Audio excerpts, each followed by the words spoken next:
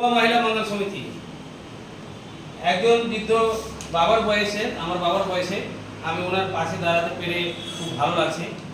আর প্রথমত এসএস নার্সিংহোমের পরিচালক রবিদাকে অসংখ্য ধন্যবাদ যে আপনি একজন বৃদ্ধ বাবার জন্য, আমার বাবার বয়সের মানুষের জন্য আমাকে জানিয়েছেন।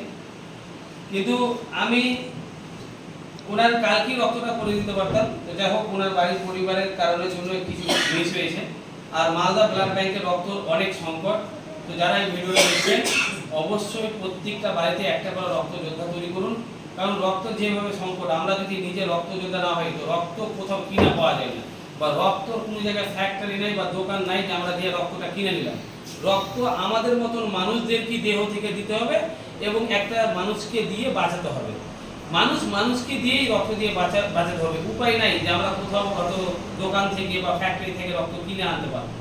তো আমরা যারাই এই রক্ত দিয়ে মানুষের পাশে দাঁড়ানোর চেষ্টা করছি, আমরা কিন্তু বলে বোঝাতে পারবো না যে আমরা রক্ত যোদ্ধা ব্যবস্থা করা বা রক্ত দেওয়া বা আমরা যেভাবে মানুষের জন্য ছুটে যাই, সেটা আমাদের সঙ্গে সাধারণ মানুষ বা যারা ভিডিওটা দেখছেন চললে পরে বুঝতে পারবে। তো আজকের তারিখ হচ্ছে 22/7/2024।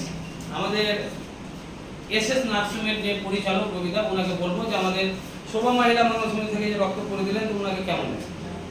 খুবই ভালো লাগছে, অসংখ্য ধন্যবাদ শোভা মহিলা মঙ্গল সমিতিকে যে আমরা আমাদের ভাই দাদা কাকা প্যাসেন্টের ভাই দাদা কাকা ছেলে থাকা সত্ত্বেও তারা 3 দিন এখানে অ্যাডমিশন আছে এসএস নার্সিং অ্যান্ড ডায়াগনস্টিক সেন্টারে।